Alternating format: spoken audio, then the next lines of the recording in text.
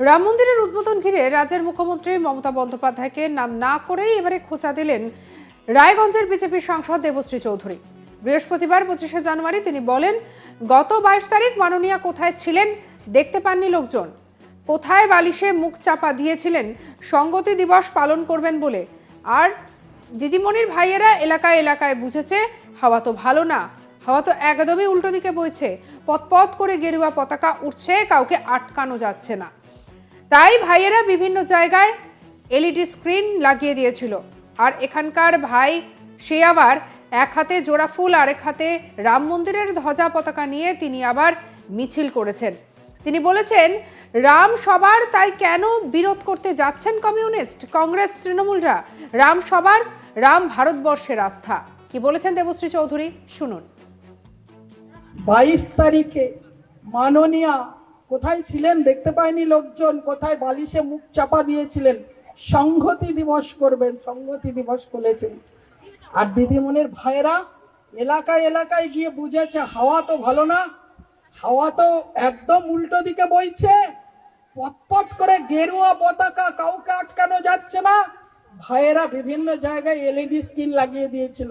আর এখানকার ভাই সে আবার এক হাতে জোড়া ফুল আর এক হাতে রাম মন্দিরের ধ্বজা গেরুয়া পতাকা নিয়ে তিনি আবার মিছিল করেছেন রাম সবার। আমরা তো তাই বলেছিলাম, রাম সবার। কেন বিরোধ করতে যাচ্ছ কমরেড কমিউনিস্ট তৃণমূলরা? কেন কংগ্রেসরা বিরোধ করছো? রাম তো সবার। এদিনে রায়গঞ্জের একটি গ্রামে বিজেপির একটি সভায় বক্তব্য রাখতে গিয়ে দেবশ্রী চৌধুরী বলেন, বিজেপি যা কথা দেয় তাই রাখে, যা করে দেখালো রাম মন্দির তৈরি করে। তিনি বলেন, এই রাম মন্দির নিয়ে সিপিএম একটা সময় আটকানোর চেষ্টা করেছিল। যখন রাম রথ নিয়ে এই রাজ্যে আদবানি ঢুকেছিল, ঠিক তখন মানব প্রাচীর তৈরি করে সেটাকে আটকানোর চেষ্টা করেছিল। তাই আজ রামের বিরুদ্ধে গেলে কি হয় হাড়ে হাড়ে টের পাচ্ছে সিপিএম। তাই সিপিএম এর এখন নেই কোনো বিধায়ক, নেই কোনো সাংসদ, তারা এখন শূন্য। আর বিজেপি বলেছিল রাম মন্দির বানাবে বলে, তাই বিজেপি 303। কি বলছেন দেবশ্রী চৌধুরী, শুনুন। আমরা কথা দিয়েছিলাম, রাজনীতি যবে থেকে শুরু হয়েছে ভারতীয় জনতা পার্টির, তবে থেকে আমরা কথা দিয়েছি, যেদিন থেকে পার্টি তৈরি হয়েছে কথা দিয়েছি রাম মন্দির আমরা করব। সেই লড়াই 89 সাল থেকে আদবানিজি রামরথ বের করেছিলেন, মনে আছে কার কার? কাকারা কে কে আছেন? রামরথ বের করেছিলেন পশ্চিম বাংলায় জ্যোতি বসুর নেতৃত্বে। অনেক চেষ্টা করে আটকানোর চেষ্টা হয়েছিল কিনা? কমরেডরা সে অনেক বড় বড় মানব প্রাচীর তৈরি করেছিল, মনে আছে?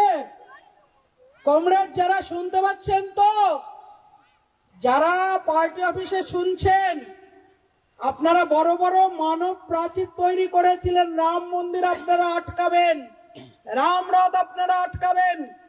কংগ্রেসি পরবর্তীকালে কংগ্রেসি ছাঁট তৃণমূল, তারা সবাই নাকি বিজেপির রাম মন্দির করা আটকাবে।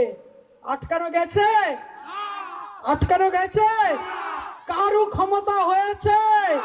কোন শক্তি রুখতে পেরেছে? বিজেপি বলেছে, করেছে, দেখিয়ে দিয়েছে গোটা বিশ্বকে। বিজেপি রাম মন্দির কথা দিয়েছিল, কথা রেখেছে।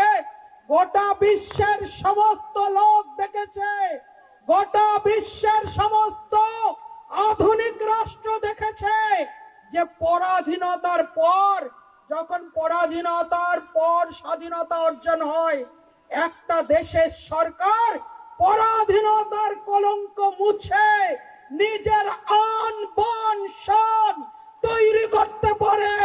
তার নাম নরেন্দ্র মোদী, তার নাম ভারতীয় জনতা পার্টি। কমরেড শুনতে পাচ্ছ তো? কমরেডে শুনতে পেলে তো?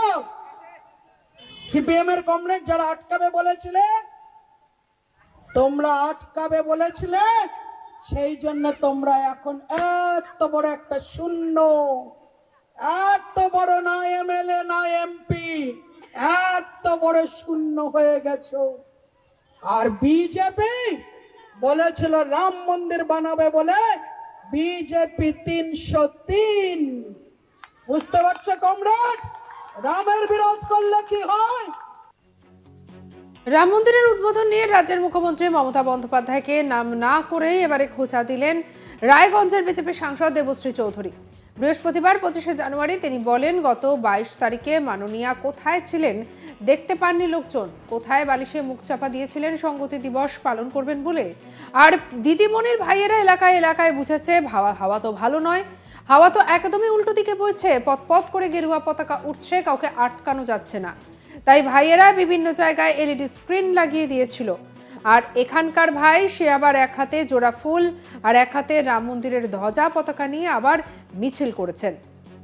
তিনি বলেন যে রাম সবার, তাই কেন বিরোধ করতে যাচ্ছেন কমিউনিস্ট, কংগ্রেস, তৃণমূলরা? রাম সবার, রাম ভারতবর্ষের আস্থা।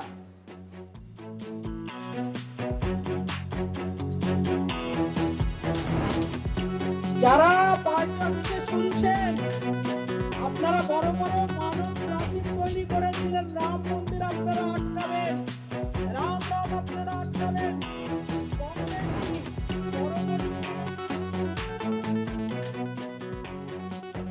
বিজেপি সাংসদ দেবশ্রী চৌধুরী কি বলছেন শুনুন।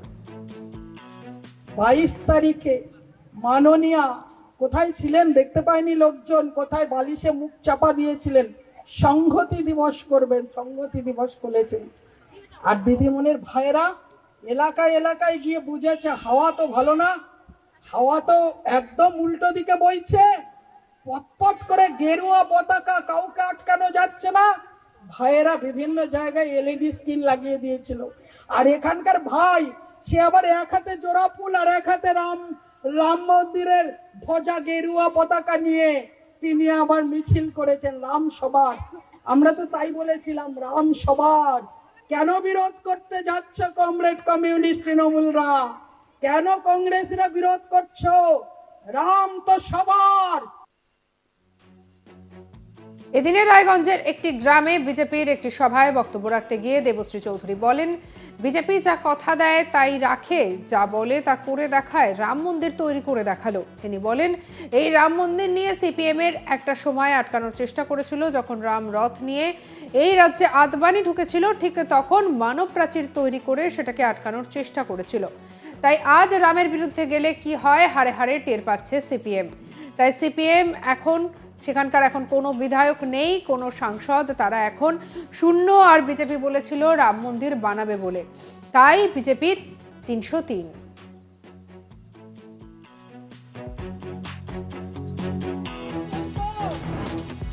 যারা পার্টি অফিসে শুনছেন, আপনারা সঙ্গে রাখুন আজ তাক বাংলার ইউটিউব চ্যানেলকে। অন্যান্য খবরের জন্য লাইক করুন, শেয়ার করুন, সাবস্ক্রাইব করুন। আমরা এখন রয়েছি হোয়াটসঅ্যাপে, তাই ফলো করে নিতে ভুলবেন না।